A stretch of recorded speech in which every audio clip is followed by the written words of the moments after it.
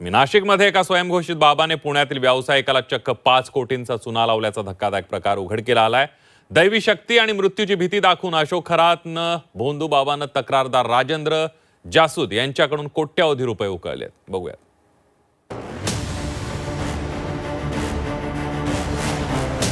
खरातवर गुन्हा दाखल, व्यापाऱ्याला 5 कोटींचा चुना।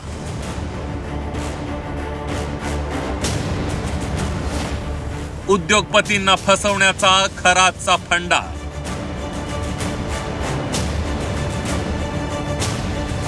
दैवी कोपाची भीती दाखवून कोटींना गंडवलं।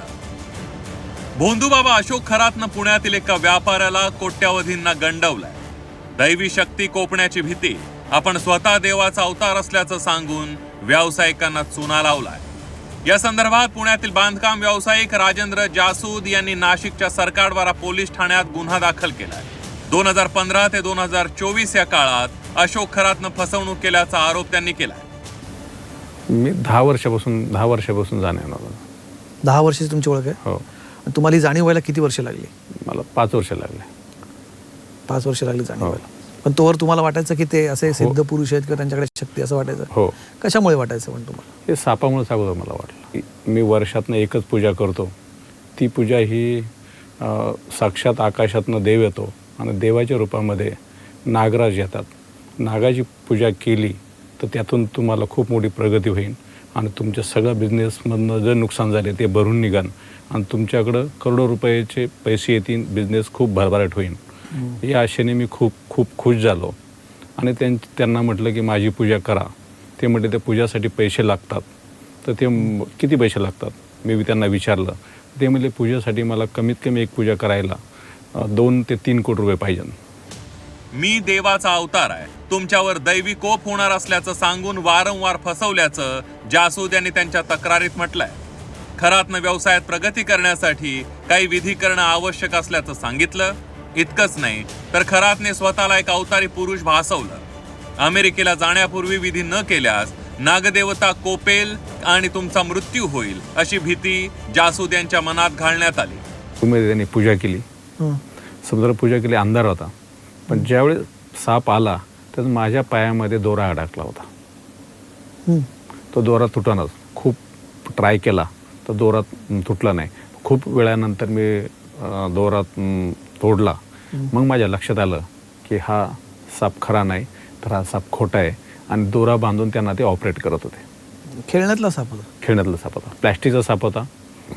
आणि नंतर मी त्याची खूप चौकशी केली तर तो प्लॅस्टिक साप, त्याला सापाचं हुबेहूब पुढे तोंड बसवलेलं आणि आतमध्ये ड्रोनची मोटर आणि रिमोटनी साप तो ऑपरेट करत होते।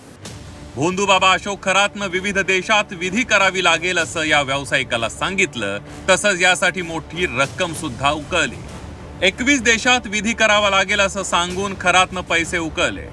सिन्नरच्या फार्म हाऊसवर खोटा साप दाखवून व्यावसायिकाला भीती दाखवली। 4 कोटी रुपये ऑनलाईन आणि बाकी रक्कम रोख स्वरूपात उकळल्याचा जासूद यांचा आरोप आहे। तक्रार केल्या संपूर्ण कुटुंब संपवण्याची अशोक खरातनं व्यावसायिकाला धमकी दिली।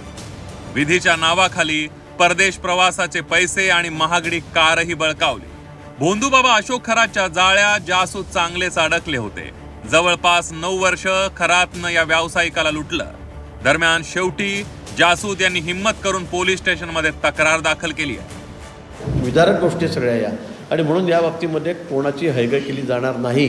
मुख्यमंत्री महोदयांनी काल अधिवेशनामध्ये सांगितलं परवा की या संदर्भामध्ये सखोल चौकशी यासाठी नेमली गेलेली आहे आणि अतिशय बारकाईने सगळ्या गोष्टींचा अभ्यास करून त्याच्यामध्ये आता कसं त्याचा चार्जशीट होईल, तो कसा कायमस्वरूपी जेलमध्ये राहील, त्याच्या प्रॉपर्ट्या सगळ्या अटॅच कशा केल्या जातील, कारण हजारो कोटीच्या प्रॉपर्ट्या मला तर वाटतं त्याच्या तितक्या ठिकाणी जमिनी आहे, इतक्या ठिकाणी प्रॉपर्ट्या आहेत, घरं आहेत, बंगले, काय त्याने घेऊन ठेवलेलं आहे। जे आपण ऐकतो आहे की समोर येतं आहे, त्याच्यावर ऐकून मग आपल्याला समजतं आहे आणि म्हणून याची सगळी चौकशी होऊन या सगळ्या गोष्टी बाहेर येतील, पण त्याच्यावर कठोर कारवाई होईल। तो आता बाहेरच येणार नाही अशी व्यवस्था त्यातून होईल। अशोक खरातवर पोलीस स्टेशनमध्ये 8 गुन्हे दाखल झाले। लैंगिक शोषण, फसवणूक, नरबळी, अघोरी प्रथा आणि जादूटोणा प्रतिबंधक कायद्याअंतर्गत गुन्हे दाखल करण्यात आले।